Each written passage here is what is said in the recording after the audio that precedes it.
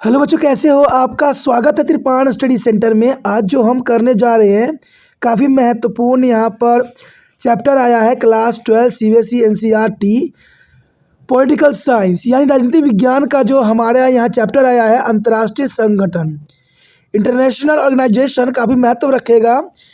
और यहाँ पर जो हम करने जा रहे हैं एमसीक्यू यानी बहुविकल्पिक प्रश्न उत्तर। आपको पता ही होगा कि सीबीएसई ने जो है 20 मार्क्स का एमसीक्यू हर एक सिलेबस में दिया है, जो बच्चों के लिए काफ़ी महत्वपूर्ण है। और सीबीएसई ने ये भी दावा किया है कि ये सारे जो एमसीक्यू होंगे वो एनसीईआरटी बुक पे आधारित होंगे। तो इसलिए त्रिपाण स्टडी सेंटर ने आपके लिए हिंदी इंग्लिश दोनों ही माध्यम में जो है टेक्स्ट बुक पे आधारित जो है प्रश्न उत्तर लाया है। और यहाँ पर काफ़ी महत्वपूर्ण रहेगा, इस पे हम विस्तार पूर्वक चर्चा करेंगे और समझेंगे। ये तो बात था आपके लिए, लेकिन आप देखते हैं हमारा आज टॉपिक क्या है। यहाँ पर जो हम चैप्टर कर रहे हैं काफ़ी महत्वपूर्ण है। चैप्टर है अंतर्राष्ट्रीय संगठन, क्लास 12वीं सीबीएसई एनसीईआरटी राजनीति विज्ञान का। और हम जो यहाँ पर करने जा रहे हैं एमसीक्यू यानी अति वैकल्पिक जो है प्रश्न उत्तर, जो काफ़ी महत्वपूर्ण है एग्ज़ाम व्यू से। क्योंकि आपको पता ही होगा कि सीबीएसई ने जो है 20 क्वेश्चन एमसीक्यू के अंतर्गत जो है बच्चों को देते हैं, जो बच्चों के लिए काफ़ी महत्वपूर्ण होते हैं। और ये सारे के सारे एमसीक्यू जो होते हैं एनसीईआरटी आधारित होते हैं। इसलिए त्रिपाण स्टडी सेंटर ने एनसीईआरटी आधारित क्वेश्चनों को आपके समक्ष प्रस्तुत किया है। और इसी के अंतर्गत देखा जाए तो हमारा क्वेश्चन है कि संयुक्त राष्ट्र कब अस्तित्व में आया। देखिए क्वेश्चन बहुत क्लियर है। अब यहाँ पर आपको द्वंद्व करने की ज़रूरत है। देखिए एग्जामिनर कभी भी ऑप्शन देता है ना, तो एक ऑप्शन में खासियत होती है, जो आंसर सही होगा वो बिल्कुल ही अलग होगा, या दो आंसर आपस में मिलते जुलते होंगे। तो यहाँ पर भी उसी प्रकार की बातें हमें देखने को मिल रहा है। देखिए पहला और दूसरा ऑप्शन जो 24 अक्टूबर 1945 और 18 अक्टूबर 1945, दोनों के दोनों ऑप्शन जो है काफ़ी आसपास है। लेकिन तीसरा और चौथा का ऑप्शन जो है बिल्कुल अलग है कि 19 अक्टूबर 1950, 21 अक्टूबर 1946। तो देखा जाए तो तीसरा और चौथा तो हम डायरेक्ट एलिमिनेट ही कर देंगे, क्योंकि इसका तो आंसर होने का चांसेस ही नहीं रह जाता है। अब आप थोड़ा इंटेलिजेंट हो, आप सोचिए क्या आंसर है और अपने नोटबुक पर नोट भी करते जाइए, जिससे बाद में आप पता लगा सकें कि आपको कितना आंसर सही गया। तो आपने अपना आंसर चूज़ कर लिया होगा। सिर्फ दो ही में द्वंद्व था, पहला और दूसरा में, या तो आपको 24 चुनना था या 18 चुनना था। ठीक दोस्तों, मैं बता दूं कि इसका आंसर जो है 18 अक्टूबर 1945 नहीं है। 18 अक्टूबर 1945 नहीं है। तो इसका मतलब हुआ कि पहला का आंसर जो है 24 अक्टूबर 1945 है। तो मैंने कहा ना कि आपस में बहुत काफ़ी द्वंद्व थी, सिर्फ कुछ ही दिन का फ़र्क यहाँ दिखाया जा रहा था। तो आपका आंसर सही गया 24 अक्टूबर 1945। अब चलिए देखते हैं अगला क्वेश्चन क्या है। यहाँ पर आपके समक्ष क्वेश्चन आ गया होगा। क्वेश्चन क्लियर है कि अंतर्राष्ट्रीय संगठनों का क्या लाभ है। देखिए अंतर्राष्ट्रीय संगठन बनाई जाती है, इसका क्या लाभ है। अगर मैं बताऊँ तो अंतर्राष्ट्रीय संगठन का कोई लाभ ही नहीं है।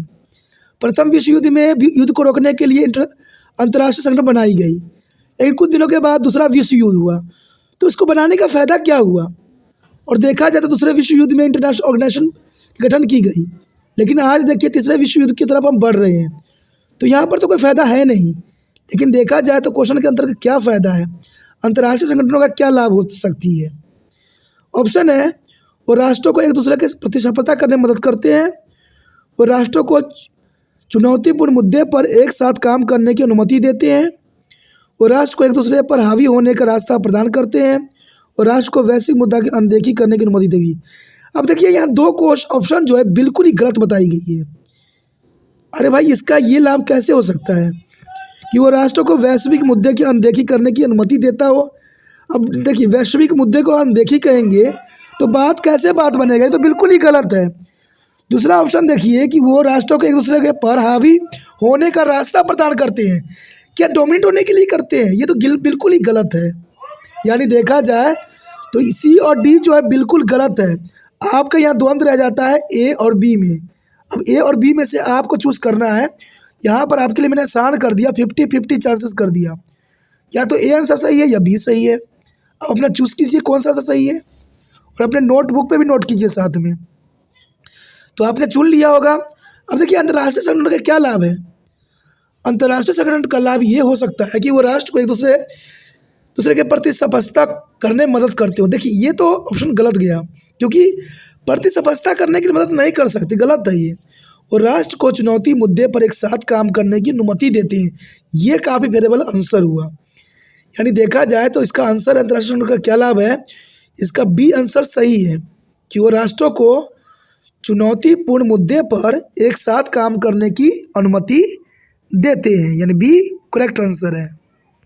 यहाँ पर हमारा अगला क्वेश्चन जो आया है काफ़ी महत्वपूर्ण है, और क्वेश्चन है कि राष्ट्र संघ का उद्देश्य क्या था। राष्ट्र संघ का उद्देश्य क्या था? क्या वो प्रथम विश्व युद्ध की प्रोत्साहन करना था, बी भविष्य युद्धों को रोकने के लिए, सी विश्व के विभिन्न राष्ट्रों में विभाजित करना, या डी आर्थिक विकास को बढ़ावा देना। देखिए क्वेश्चन यहाँ पर क्लियर है, ठीक है ना, कि देखिए राष्ट्र संघ का उद्देश्य क्या था, क्यों बनाई गई थी राष्ट्र संघ। और मैं आपको क्लियर बता दूं, राष्ट्र संघ का जो गठन किया गया था, कहते हैं युद्ध के बाद बनाई गई थी। युद्ध के बाद जो है राष्ट्र संघ का गठन किया गया था। तो इसका मतलब है आर्थिक विकास को बढ़ावा देना तो हो ही नहीं सकता, और विश्व को विभिन्न राष्ट्रों में विभाजित करने की बात तो हो ही नहीं सकती। यानी डी सी एलिमिनेट हो गया, आपका द्वंद्व रह गया ए और बी में। तो आप अपना आंसर चूज़ कीजिए कौन सा सही है, क्योंकि आप इंपॉर्टेंट हो, आपको आना चाहिए आंसर सही। आपने चूज कर लिया होगा आंसर कौन सा सही है।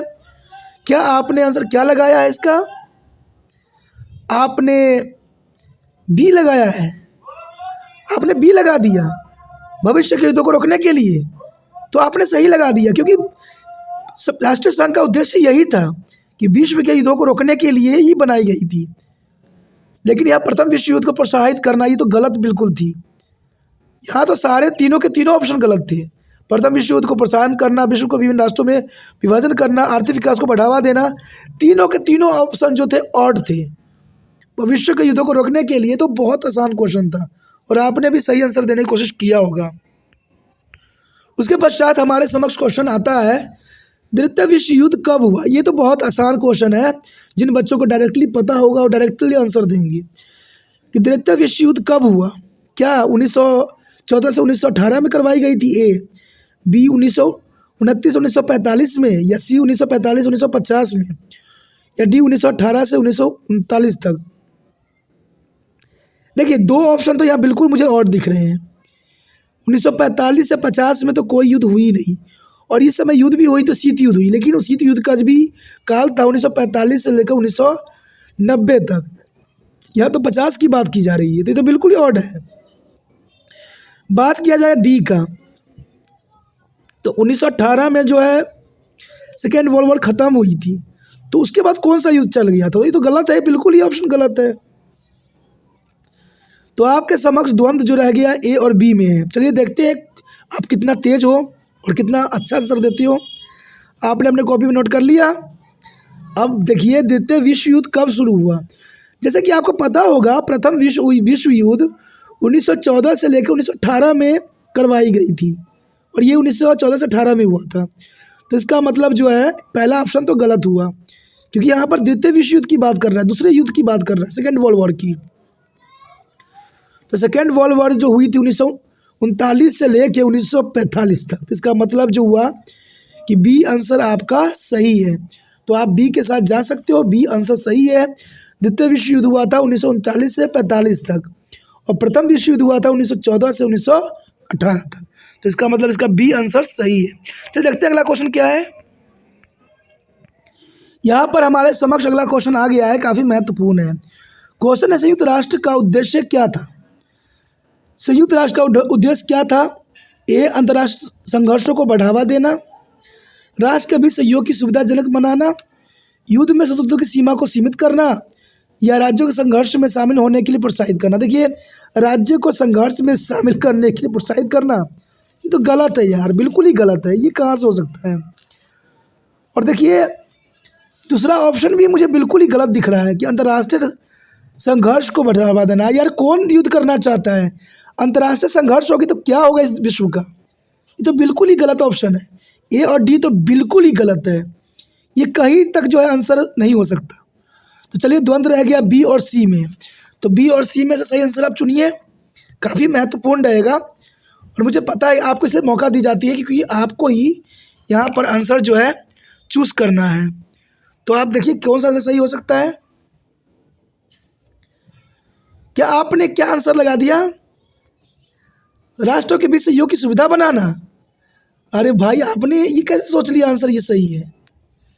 सही, लेकिन सही सोचा है, सही आंसर है कि राज्यों के बीच सहयोग की सुविधाजनक बनाना। ये तो अच्छी बात है, ये तो सही आंसर है, बी ही सही है। अब देखिए सी जो है युद्ध में शत्रुता की सीमा को सीमित करना। अरे युद्ध की शत्रुता की सीमा हम कहाँ तक सुनिश्चित करें? लोग तो युद्ध ऐसे ही करते रहते हैं। तो आपका आंसर सही गया बी, राज्यों के बीच जो है सहयोग को सुविधाजनक बनाना काफ़ी महत्वपूर्ण आंसर था। अगला क्वेश्चन जो हमारे समक्ष आया है काफ़ी महत्वपूर्ण है, और क्वेश्चन है संयुक्त राष्ट्र की स्थापना कब हुई? क्वेश्चन क्लियर है, संयुक्त राष्ट्र की स्थापना कब की गई? ए प्रथम विश्व युद्ध से पहले, बी प्रथम विश्व युद्ध के तुरंत बाद, सी द्वितीय विश्व युद्ध से पहले, या डी द्वितीय विश्व युद्ध के तुरंत बाद। क्वेश्चन क्लियर है, समझने की ज़रूरत है और आंसर देने की ज़रूरत है आपको। सोचिए, क्योंकि आपके लिए ये क्वेश्चन है, आप जब तक सही चुनिएगा नहीं आगे बढ़ना संभव नहीं है। तो आपने अपना आंसर चूज़ कर लिया होगा, नोट भी कर लिया होगा। अब देखिए क्वेश्चन है संयुक्त राष्ट्र की स्थापना कब हुई। जैसा कि आपको मैंने बताया था कि प्रथम विश्व युद्ध के बाद जब सेकेंड विश्व युद्ध हुई तो संयुक्त राष्ट्र की स्थापना की गई।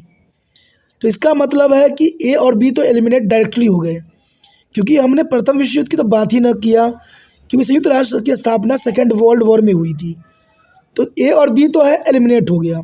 अब द्वंद्व रह गया सी और डी में कि संयुक्त राष्ट्र की स्थापना कब हुई। द्वितीय विश्व युद्ध से पहले, यानी दूसरा युद्ध होने से पहले हो गया था कि उसके बाद में हुआ था। अब इस बात की द्वंद्व हो गई, तो इसका आंसर सही है डी, द्वितीय विश्व युद्ध के तुरंत बाद हुआ था। क्योंकि द्वितीय विश्व युद्ध जब खत्म हुआ था उसके बाद तुरंत जो है संयुक्त राष्ट्र की स्थापना की गई, और इसकी स्थापना इसलिए की गई कि भविष्य में, आने वाले भविष्य में हमें सेकेंड वर्ल्ड वॉर जैसे और फर्स्ट वर्ल्ड वॉर जैसे युद्ध का सामना भविष्य में न करना पड़े। इसलिए द्वितीय विश्व युद्ध के तुरंत बाद जो है ये एक्शन लिया गया, जो काफ़ी महत्वपूर्ण है। चलिए देखते हैं अगला क्वेश्चन क्या है। आपके समक्ष नेक्स्ट क्वेश्चन आ गया है, काफ़ी महत्वपूर्ण है। और क्वेश्चन है 5 अस्थायी सदस्य का चयन क्यों किया गया था? ये जो 5 अस्थायी सदस्य हैं, आपको बता दूं कि यूएनए में जो यूनाइटेड नेशन में जो है 5 अस्थायी सदस्य हैं और 10 जो है अस्थायी सदस्य हैं। अस्थायी सदस्य क्यों हैं? आखिर 5 अस्थायी सदस्यों का चयन क्यों किया गया? क्वेश्चन यही हमारा है। ऑप्शन है क्योंकि शीत युद्ध के दौरान वे सबसे शक्तिशाली थे, क्योंकि उनकी आबादी दुनिया में सबसे ज़्यादा है। अगर आबादी की बात की जा रही है तो क्या भारत की आबादी कम है? मान लीजिए चीन को जो है आबादी के अंतर्गत जो है इसको अस्थायी सदस्य में जो है सदस्यता दी गई, तो भारत कहाँ पीछे था? भारत के उस समय पूरे विश्व में दूसरा नंबर था जनसंख्या में, तो भारत को क्यों नहीं मिला? तो इसका मतलब बी जो है बिल्कुल गलत बात है। बी जो है बिल्कुल एलिमिनेट ही हो गया यहाँ से, समझ लीजिए। क्योंकि वह द्वितीय विश्व युद्ध के तुरंत बाद सबसे शक्तिशाली देश थे और युद्ध में विजेता थे। चलिए ये हो सकता है, क्योंकि वह देश थे जिन्होंने द्वितीय विश्व युद्ध के दौरान सबसे अधिक नुकसान उठाना पड़ा। ये तो गलत बात है कि जिस देश को नुकसान उठाना पड़ा सबसे अधिक, वो तो पिछड़ा हुआ देश कहलाएगा, वो तो आगे बढ़ेगा ही नहीं। और उनको 5 अस्थायी सदस्य में कहाँ से मौका मिलेगा? और मौका दिया भी नहीं गया। जो हार गए उनको नहीं दिया गया 5 अस्थायी सदस्यों में मौका। तो देखिए 2 बी और डी तो एलिमिनेट हो गए। आपके समक्ष 2 द्वंद्व रह गए, ए और सी। आप इम्पोर्टेंट हो, आप दीजिए आंसर इसका पहले और नोट कीजिए अपने नोटबुक में। आपने नोट कर लिया होगा। तो द्वंद्व क्योंकि हमने बता दिया था आपको कि बी तो हो ही नहीं सकता, डी तो हुआ ही नहीं, तो इसका मतलब ए और सी है। तो ए और सी को हम पढ़ लेते हैं कि आखिर ऑप्शन क्या है। क्योंकि शीत युद्ध के दौरान सबसे शक्तिशाली देश थे। शीत युद्ध की ये बड़ा ऑड लग रहा है। शीत युद्ध के दौरान वो सबसे शक्तिशाली देश थे। चलिए सी भी देख लेते हैं क्या हो सकता है सी, क्योंकि वो द्वितीय विश्व युद्ध के तुरंत बाद सबसे शक्तिशाली देश थे और वो युद्ध में विजेता थे। हाँ ये सही है, क्योंकि ये बात सही है कि 5 सदस्य के जो 5 अस्थायी सदस्य का जो दिया गया चयन किया गया वो इसलिए किया गया क्योंकि द्वितीय विश्व युद्ध के तुरंत बाद वो सबसे शक्तिशाली देश थे और विश्व विजेता भी थे। तो इसका आंसर गया सी सही आंसर है। ये आंसर गलत है, क्योंकि शीत युद्ध के दौरान, और शीत युद्ध तो 1945 में से 90 के आसपास तक चली थी, तो उसका तो कोई मतलब ही नहीं उठता। तो ये बात सही है, सी आंसर आपका सही है, क्योंकि वो द्वितीय विश्व युद्ध के तुरंत बाद सबसे शक्तिशाली देश थे और ये विश्व युद्ध में विजेता भी थे। तो ये काफ़ी महत्वपूर्ण है। चलिए देखते हैं अगला क्वेश्चन क्या है हमारे समक्ष। अगला क्वेश्चन जो हमारे समक्ष आया है काफ़ी महत्वपूर्ण है, और क्वेश्चन है कि 2011 तक संयुक्त राष्ट्र के कितने सदस्य थे। 2011 तक संयुक्त राष्ट्र के संघ कितने सदस्य थे। ए 50, बी 100, सी 193, डी 500। अब आपको देखिए, जब तक इसका आंकड़ा आपको पता नहीं होगा ना, आप आंसर देने के लिए सक्षम नहीं होगे। इसलिए कहते हैं ना, एक बार पढ़ना जरूरी होता है। पढ़ने से आपको जो है थोड़ा थोड़ा नॉलेज कहीं ना कहीं बैठ जाता है। आप पहले आंसर दीजिए कितना हो सकता है, फिर मैं आपको आंसर बताऊंगा सर क्या है। आपने सोच लिया होगा इसका आंसर क्या है। देखिए 2011 तक संयुक्त राष्ट्र संघ के सदस्यों की संख्या न तो 50 थी और न ही 100 थी और न ही 500 थी।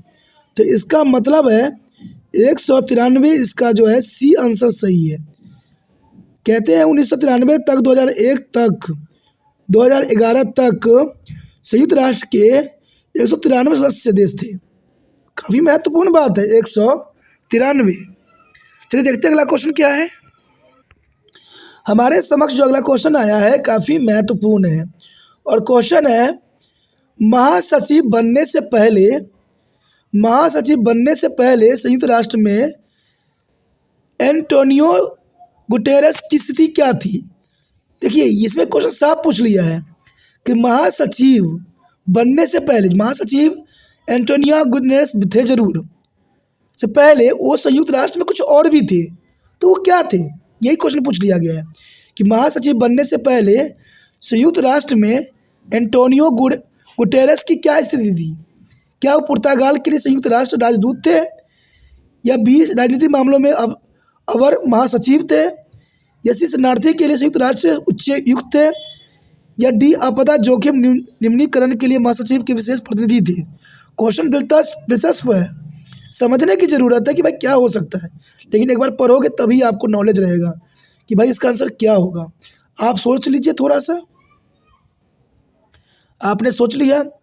देखिए पुर्तगाल के लिए संयुक्त राष्ट्र राजदूत तो थे नहीं, ये तो बात क्लियर गलत है, और राजनीतिक मामलों में अवर महासचिव थे, ये बात तो कभी भी मानी नहीं जा सकती। और शरणार्थी के लिए संयुक्त राष्ट्र उच्चायुक्त थे, ये बिल्कुल ही सही है, क्योंकि ये बात सही बता रही है कि शरणार्थियों के लिए संयुक्त राष्ट्र उच्चायुक्त थे। तो इसका मतलब सी इसका सही आंसर है। अब सी आंसर के साथ जा सकती हो कि शरणार्थियों के लिए संयुक्त राष्ट्र उच्चायुक्त थे। तो ये काफ़ी इम्पोर्टेंट आंसर भी है और इम्पोर्टेंट एग्जाम व्यू के लिए भी ज़रूरी है। आगे जो हमारे समक्ष क्वेश्चन आया है काफ़ी महत्वपूर्ण है, और क्वेश्चन है कि भारत संयुक्त राष्ट्र में कब शामिल हुआ। भारत संयुक्त राष्ट्र में कब शामिल हुआ। क्वेश्चन क्लियर है कि भारत संयुक्त राष्ट्र में कब शामिल हुआ। देखिए 1945 से 1946 या 1945 या 1944 सिर्फ समय काल और बताई गई है कि 30 अक्टूबर 1945 या 12 नवंबर 1946 या 31 दिसंबर 1945 या 14 अक्टूबर 1944। दोस्तों ये नंबर यहाँ पर लिखने का मतलब ये रहता है कि ये इंटरनेशनल रूल रेगुलेशन से लिखी गई नंबर है। इंटरनेशनल में पहले ईयर आता है, फिर मंथ आता है, फिर डे आता है। तो यहाँ पर इंटरनेशनल लेवल पे लिखी गई है, लेकिन आपको कन्फ्यूज़ होने की ज़रूरत नहीं है। देखिए यहाँ पर दो में काफ़ी द्वंद्व रह गया है, क्योंकि 45 दो जगह और एक ही टाइम का अंतर है। तो क्या लगता है आपको, इन्हीं दोनों में से कोई आंसर होगा? हो भी सकता है, कोई बुराई नहीं है, लेकिन अगले में भी कोई तो इतना अधिक फर्क नहीं है, 44, 45, 46 है, सिर्फ साल का डिफरेंस है, बट इम्पोर्टेंट है। चलिए आप अपना आंसर दीजिए, फिर हम सोचते हैं क्या इसका आंसर हो सकता है। आपने अपना सोच लिया, अपनी कॉपी पे नोट को कर लीजिए। ये क्वेश्चन डायरेक्ट है यहाँ पर, भारत संयुक्त राष्ट्र में कब शामिल हुआ था, ये आपको पता होना चाहिए कि भारत को कब शामिल किया गया था। तो इसमें द्वंद्व तो कुछ होनी नहीं है, यहाँ पर जिसको नॉलेज होगा वो फटाक से आंसर लगाएगा। तो इसका आंसर है 30 अक्टूबर 1945, यानी पहला आंसर सही है। 30 अक्टूबर 1945 को भारत संयुक्त राष्ट्र में शामिल हुआ था। 30 अक्टूबर 1945 को भारत संयुक्त राष्ट्र संघ में शामिल हुआ था। तो आंसर है, समझ गए होंगे। आगे देखते हैं क्या है।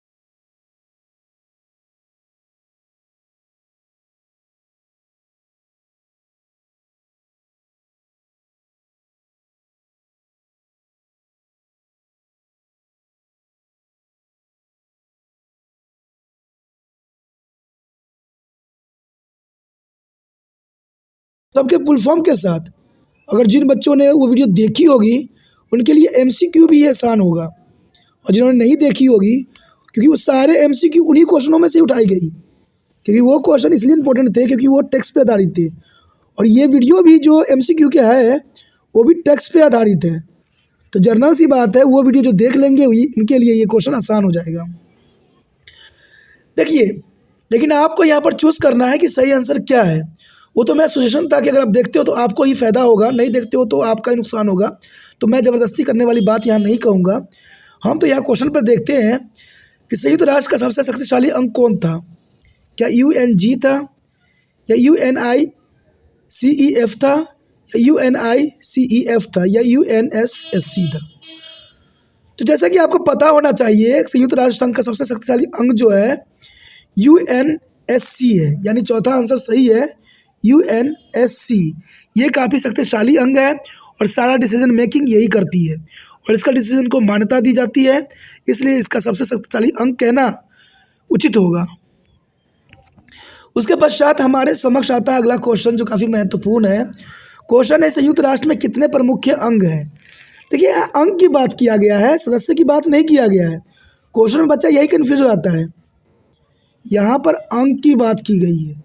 अंग जो अभी हमने क्वेश्चन किया था वो सारे अंग थे, ठीक है। यह मेंबर की बात नहीं की जा रही है, सदस्य की बात नहीं की जा रही है। सदस्य तो आपको पता है कि परमानेंट सदस्य 5 है, और जो परमानेंट नहीं है, टेम्परेरी है, वो 10 है, टोटल 15 है। लेकिन यहाँ पर पूछा गया है कि संयुक्त राष्ट्र में कितने प्रमुख अंग हैं। क्या A 7 है, B 8 है, C 6 है, D 4 है। जैसे पिछला क्वेश्चन में डिस्कस किया था, 4 अंग के बारे में तो हमने पहले ही पढ़ लिया, क्या 4 से अधिक है। आप सोचिए, तो आपने आंसर सोच लिया होगा, क्या आंसर आपने लगाया। देखिए दोस्तों, मैंने पहले ही कहा था कि पिछले क्वेश्चन में हमने 4 प्रमुख अंग के बारे में बात कर लिया था, लेकिन हमने सिर्फ 2 अंग के बारे में वहाँ पर बात नहीं किया था। अब वो 2 अंग आपको पता होगा कौन होगा। अगर नहीं पता है तो पॉइंट व्यू जो मैंने वीडियो डाली है उसको ज़रूर देखें, उसमें आपको सारे अंग के बारे में विशेष जानकारी भी मिलेगी, और उसका कार्य प्रणाली, उसकी विशेषता, सारे कुछ आपको जो है विस्तार पूर्वक मिल जाएगा, ठीक है। तो इसका आंसर है C 6 है, यानी 6 अंग है जो काफ़ी महत्वपूर्ण है। संयुक्त राष्ट्र में कितने प्रमुख अंग हैं, तो 6 है, यानी C 6 सही आंसर है। चलिए देखते हैं आगे क्या है। यहाँ पर जो हमारा अगला क्वेश्चन आया है काफ़ी महत्वपूर्ण है, और क्वेश्चन है, विश्व बैंक कब बनाया गया। क्वेश्चन डायरेक्ट क्लियर है, जिन बच्चों को पता होगा डायरेक्ट आंसर देंगे कि विश्व बैंक कब बनाया गया। तो आप भी अपना आंसर तैयार रखिए, क्या आंसर हो सकता है, चूज़ कर लीजिए। चलिए, आपने चूज़ कर लिया होगा। देखा जाए तो विश्व बैंक कब बनाया गया, देखिए क्वेश्चन बिल्कुल क्लियर है और साफ है, इसमें मुझे घुमाने और फिराने की ज़रूरत नहीं है, क्योंकि क्वेश्चन भी डायरेक्ट है। इसमें जिसको पता होगा वो डायरेक्ट देगा आंसर, जिसको नहीं पता होगा वो घुमाएगा। तो इसका डायरेक्ट आंसर है 1945 में बनाई गई थी। यानी देखा जाए तो विश्व बैंक की स्थापना 1945 में हुई थी। क्लियर है, समझ के लिए ज़रूरी है और ये हर जगह महत्वपूर्ण है। आगे दोस्तों ये आपको MCQ जो होगा कंपटीशन लेवल पे भी काम आएगा, इसलिए MCQ जितना हो सके कीजिए। CBSE ने MCQ डाला है तो उसका कुछ रहस्य भी है कि आजकल जितने भी कंपटीशन के एग्ज़ाम होते हैं सब में MCQ होते हैं। वो या तो 10वीं बेस पे होते हैं या 12वीं बेस पे होते हैं। तो ये MCQ करना आपके लिए बहुत ही फ़ायदेमंद हो सकता है। चलिए देखते हैं अगला क्वेश्चन क्या है। अब देखिए अगला क्वेश्चन आ गया है कि WTO की स्थापना कब हुई, वर्ल्ड ट्रेड ऑर्गेनाइजेशन की स्थापना कब हुई। क्वेश्चन क्लियर है कि वर्ल्ड ट्रेड ऑर्गेनाइजेशन की स्थापना कब हुई। क्या 1995 में हुई, क्या 1954 में हुई, क्या 1945 में हुई कि 2000 में हुई। क्वेश्चन क्लियर है लेकिन आपको आंसर भी क्लियर देना पड़ेगा, ठीक है। तो आंसर सोचिए और अपने नोटबुक पे लिखिए। लिख लिया होगा आपने। तो मैं बता दूं इसमें भी कोई बहस करने की ज़रूरत नहीं है, जिसको पता होगा वो डायरेक्ट आंसर देगा और इसका डायरेक्ट आंसर है 1995। WTO यानी वर्ल्ड ट्रेड ऑर्गेनाइजेशन की स्थापना जो हुई थी विश्व व्यापार संगठन की 1995 में हुई थी और इसका कारण ये था कि विश्व में व्यापार को जो है सुविधाजनक बनाने के लिए पूरे ऑर्गेनाइजेशन ने इस बात पर विचार किया और ये छठे अंक के रूप में 1945 में सम्मिलित हुआ। पर नहीं 45 नहीं 95 में 1995 में सम्मिलित हुआ। तो वर्ल्ड ट्रेड की स्थापना जो हुई थी 1995 में हुई थी। तो क्लियर है, आगे देखते हैं क्या है। अगला क्वेश्चन जो हमारे समक्ष आया है काफ़ी महत्वपूर्ण है और देखिए क्वेश्चन भी बहुत काफ़ी महत्वपूर्ण है कि संयुक्त राष्ट्र महासभा की पहली महिला अध्यक्ष कौन थी। एग्जामिनर हमेशा इस बात पर ध्यान रखता है कि पहला और अंतिम जरूर पूछता है। तो संयुक्त राष्ट्र महासभा की पहली महिला अध्यक्ष कौन थी और ये कई बड़े बड़े क्वेश्चन UPSC में भी ऐसे क्वेश्चन पूछे गए हैं कई बार कि संयुक्त राष्ट्र महासभा की पहली महिला अध्यक्ष कौन थी। क्या वो सरोजिनी नायडू थी, या अरुणा आसफ अली थी, या विजय लक्ष्मी पंडित थी, यानी राजकुमारी अमृता कौर थी। अब जिन बच्चों को पता होगा वो आंसर देगी, जिनको नहीं पता होगा वो नहीं आंसर देंगे। तो संयुक्त राष्ट्र संघ की महासभा की पहली अध्यक्ष कौन थी, आपने लिख लिया आंसर। आंसर लिख लोगे तो अच्छा रहेगा, नहीं लिखोगे तो आपका नुकसान है। इससे आपका नॉलेज का पता लग जाएगा कि आपको कितना आता है। चलिए मैं बताता हूँ आंसर क्या है कि संयुक्त राष्ट्र महासभा की पहली महिला अध्यक्ष जो थी विजय लक्ष्मी पंडित थी। इनको जो है पहली महिला अध्यक्ष होने का गौरव प्राप्त है, विजय लक्ष्मी पंडित, यानी C आपका आंसर सही है, C। देखिए हमारे समक्ष अगला क्वेश्चन जो है काफ़ी महत्वपूर्ण है और क्वेश्चन है MNST इंटरनेशनल क्या है। MNST इंटरनेशनल क्या है, जो काफ़ी महत्वपूर्ण क्वेश्चन है।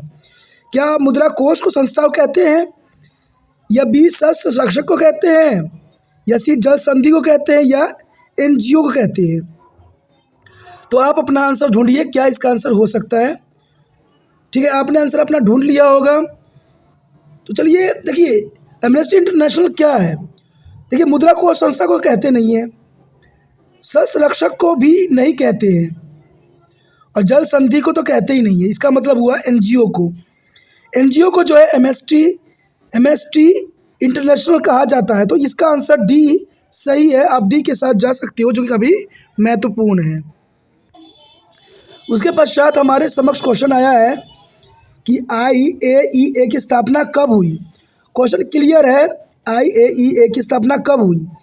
क्या ये 29 जुलाई 1957 में की गई थी, या 29 जुलाई 1945 में, या 19 जुलाई 1957 में, या 1 जुलाई 2003 में। तो यहाँ पर क्वेश्चन क्लियर है। आप अपना आंसर जो है अपना नोटबुक में लिखिए। देखिए क्या आंसर हो सकता है इसका। आपने लिख लिया होगा इसका आंसर, ठीक है। देखिए IAEA की स्थापना कब हुई। IAEA की स्थापना देखा जाए तो इसमें भी कोई द्वंद्व करने की चीज़ नहीं है, डायरेक्ट आंसर है। इसका स्थापना 29 जुलाई 1957 में की गई थी। 29 जुलाई 1957 में IAEA की स्थापना की गई थी, जो कि क्लियर है। चलिए देखते हैं आगे क्या है। यहाँ पर हमारे समक्ष अगला क्वेश्चन आ गया है, काफ़ी महत्वपूर्ण है। देखिए क्वेश्चन क्लियर है कि अंतर्राष्ट्रीय परमाणु ऊर्जा एजेंसी का मुख्य उद्देश्य शांतिपूर्ण उपयोग को बढ़ावा देना है। क्या परमाणु ऊर्जा को देना है, या वैश्विक व्यापार को देना है, या सैन्य शक्ति, या बिट्टो शक्ति? आप अपना आंसर सोचिए, क्या हो सकता है इसका आंसर? आपने सोच लिया हो। देखिए क्वेश्चन में ही इसका आंसर छुपा हुआ है कि अंतर्राष्ट्रीय परमाणु ऊर्जा एजेंसी का मुख्य उद्देश्य शांतिपूर्ण उपयोग को बढ़ावा देना है। बिट्टो शक्ति तो इसके दूर दूर तक सम्मिलित नहीं हो सकता है। सैन्य शक्ति की बात नहीं कही गई है, वैश्विक व्यापार की भी बात नहीं की गई है, बात की गई है परमाणु ऊर्जा की, क्योंकि परमाणु ऊर्जा एजेंसी परमाणु ऊर्जा की ही बात करेगी। तभी मैंने कहा था ना, क्वेश्चन में इसका आंसर छुपा हुआ है कि अंतर्राष्ट्रीय परमाणु ऊर्जा एजेंसी का मुख्य उद्देश्य शांतिपूर्ण उपयोग को बढ़ावा देना, यानी परमाणु ऊर्जा को बढ़ावा देने के लिए की गई है, लेकिन शांतिमय से। तो ये काफ़ी महत्वपूर्ण है। चलिए देखते हैं अगला क्वेश्चन क्या है। यहाँ पर आपके समक्ष अगला क्वेश्चन आ गया होगा। क्वेश्चन है, सुरक्षा परिषद में अस्थायी सदस्य के विशेष अधिकार क्या है? सुरक्षा परिषद में जो 5 अस्थायी सदस्य हैं उनको क्या विशेष अधिकार दिया गया है? क्या वे अनिश्चित काल तक सेवा कर सकते हैं? क्या उनके पास किसी भी प्रस्ताव को वीटो रखने की शक्ति है? या वो महासचिव की नियुक्ति कर सकते हैं? या वो महासभा का एजेंडा तय कर सकते हैं? क्वेश्चन क्लियर है कि सुरक्षा परिषद में स्थायी सदस्य की क्या विशेष अधिकार दिया गया है। आप अपना आंसर सोचिए, विचारिए, क्या हो सकता है इसका आंसर। देखिए वो महासभा का एजेंडा तय कर सकते हैं, ये भी अधिकार है लेकिन विशेष अधिकार नहीं है, ठीक है। वो महासचिव की नियुक्ति भी कर सकते हैं लेकिन उनको भी साथ अस्थायी सदस्य की भी जरूरत पड़ती है। लेकिन एक बात यहाँ पर स्टक करती है कि उनके पास किसी भी प्रस्ताव को वीटो करने की शक्ति है, यानी जो 5 अस्थायी सदस्य हैं उनको वीटो करने की शक्ति है, यानी वीटो पावर है। और यही विशेष अधिकार उनको दी गई है 5 सदस्यों को कि उनके पास किसी भी प्रस्ताव को वीटो करने की शक्ति है। तो ये भी ऑप्शन सही है, उनके पास किसी भी प्रस्ताव को वीटो करने की शक्ति है। आगे हमारे समक्ष जो अगला क्वेश्चन आया है काफ़ी महत्वपूर्ण है, और क्वेश्चन है कि कौन सा संयुक्त राष्ट्र एजेंसी शैक्षिक और संस्कृति मुद्दे से निपटने के लिए जिम्मेदार है। देखिए यहाँ पर क्वेश्चन क्लियर है, संयुक्त राष्ट्र की कौन सी एजेंसी शैक्षिक यानी एजुकेशन और कल्चर के लिए जिम्मेदार है? क्या ए संयुक्त राष्ट्र शैक्षिक मनोवैज्ञानिक और संस्कृति संगठन, या बी शरणार्थी के लिए संयुक्त राष्ट्र उच्चायोग, या सी संयुक्त राष्ट्र बाल कोष, या डी विश्व स्वास्थ्य संगठन? आपके पास कुछ समय है, आप देख सकते हो कि आंसर क्या है और अपने नोटबुक पर नोट करके बाद में एनालाइज कर सकती हो। तो नोट कर लीजिए और बाद में देखिए कि आपको कितना आंसर यहाँ पर सही गया है और कितना आंसर गलत गया है। तो आप नोट कर चुके होंगे, जो ये काफ़ी अच्छी बात है। तो ये क्वेश्चन को समझना बहुत ज़रूरी है। जो बच्चे क्वेश्चन को समझ लेते हैं ना, उनके लिए आंसर भी बहुत आसान हो जाता है। जैसे क्वेश्चन की समझिए कि कौन सी संयुक्त राष्ट्र एजेंसी शैक्षिक संस्कृति मुद्दे से निपटने के लिए जिम्मेदार है। देखिए विश्व स्वास्थ्य संगठन तो स्वास्थ्य के अंतर्गत कार्य करती है, तो मैं कई बार बता चुका हूँ। संयुक्त राष्ट्र बाल कोष यानी बच्चों के लिए ये बनाई गई है, तो बच्चों के लिए ये कार्य करती है। शरणार्थियों के लिए संयुक्त राष्ट्र उच्च आयोग। अब शरणार्थी की बात किया गया, जो रिफ्यूजी होते हैं, जो दूसरे देशों से आपके देश में आके रहने लगते हैं, उनके लिए ये संस्थाएं कार्य करती है। तो जर्नल सी बात, एक ही ऑप्शन सही रह गया कि संयुक्त राष्ट्र शैक्षिक वैज्ञानिक और संस्कृति संगठन, ये ए आंसर सही है। और यही एजेंसी है जो संयुक्त राष्ट्र एजेंसी शैक्षिक और संस्कृति मुद्दे से निपटने के लिए जिम्मेदार है। कौन सा है? संयुक्त राष्ट्र शैक्षिक वैज्ञानिक और संस्कृति संगठन, यानी ए इसका आंसर करेक्ट है। चलिए देखते हैं अगला क्वेश्चन क्या है हमारे समक्ष। उसके पश्चात हमारे समक्ष अगला क्वेश्चन आता है, काफ़ी महत्वपूर्ण है, और क्वेश्चन है कि मानव अधिकार मुद्दे से निपटने के लिए संयुक्त राष्ट्र की कौन सी एजेंसियां जिम्मेदार हैं। क्वेश्चन क्लियर है दोस्तों कि मानव अधिकार मुद्दे से निपटने के लिए संयुक्त राष्ट्र की कौन सी एजेंसियां जिम्मेदार है। क्या वो संयुक्त राष्ट्र बाल कोष है, या शरणार्थी के लिए संयुक्त राष्ट्र उच्चायोग है, या संयुक्त राष्ट्र मानवाधिकार आयोग है, या विश्व स्वास्थ्य संगठन है। देखिए क्वेश्चन क्लियर है और क्वेश्चन का जो आंसर भी जो है क्लियर है, सिर्फ सोचने की ज़रूरत है, आपको सिर्फ सोचने की ज़रूरत है।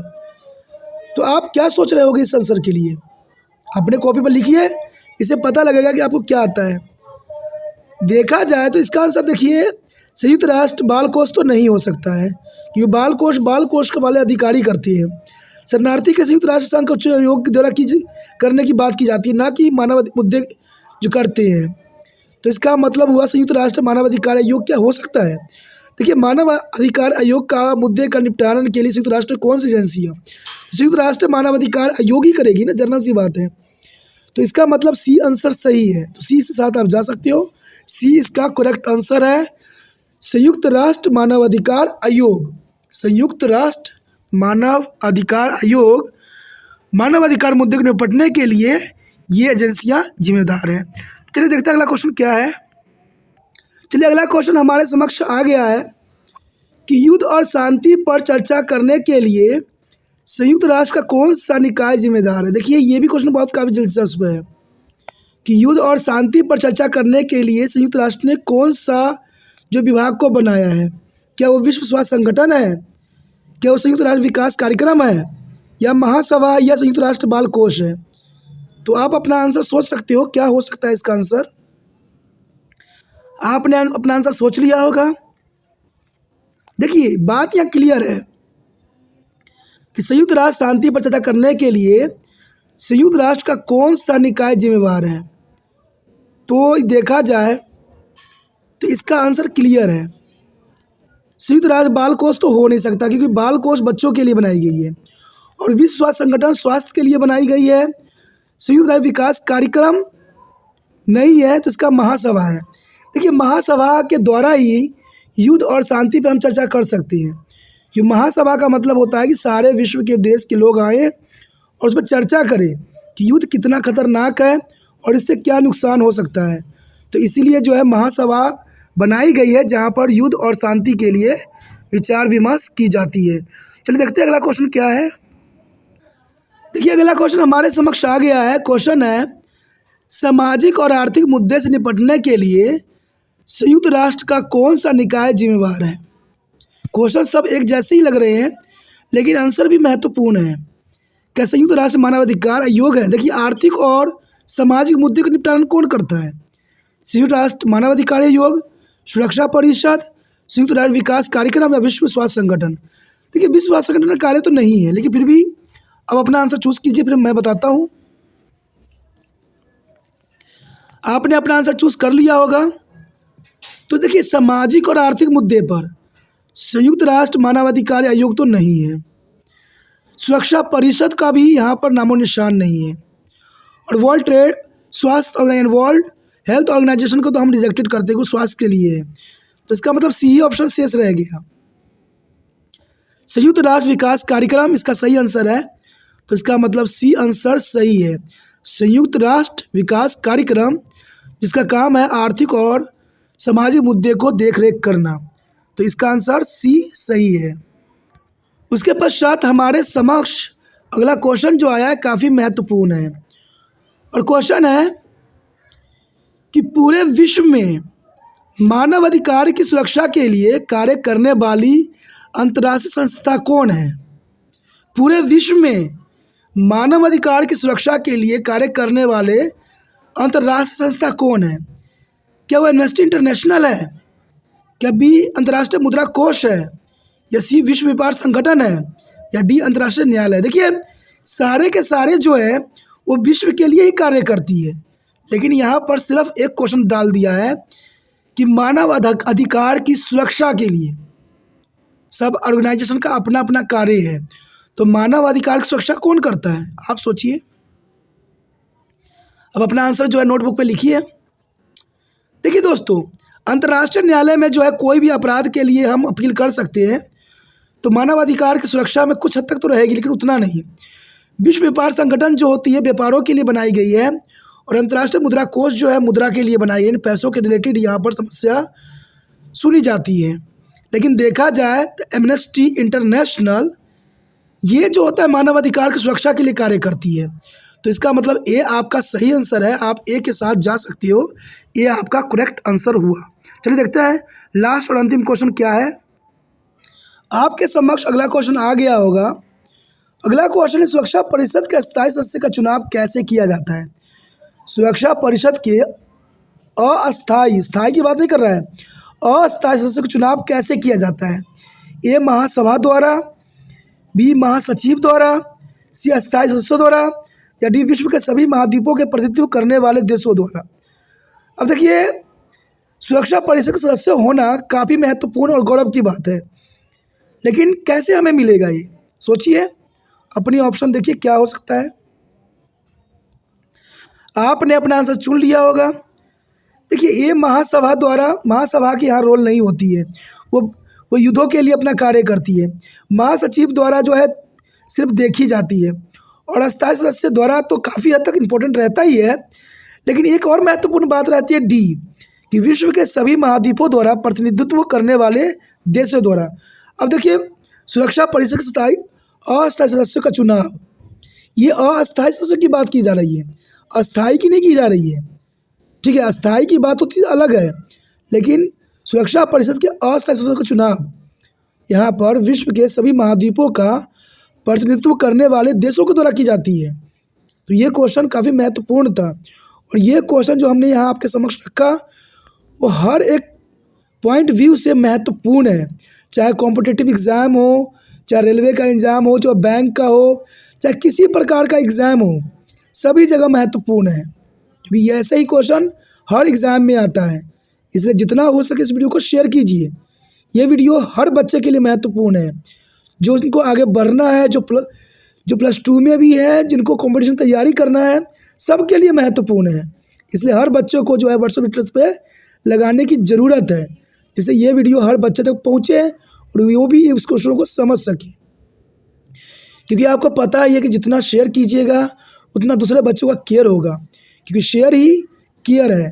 तो ये विश्वास आप तिरपान के मत तोड़िए, शेयर जरूर कीजिए। यूट्यूब से लिंक को कॉपी कीजिए, व्हाट्सएप स्टेटस पर लगाइए 24 घंटे के लिए।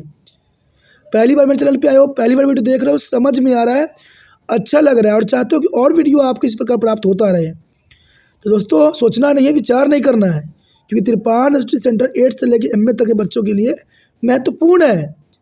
इसलिए सोचिए नहीं, अभी तिरपान स्टडी सेंटर को जो है सब्सक्राइब करके अपने मोबाइल में सेव कीजिए।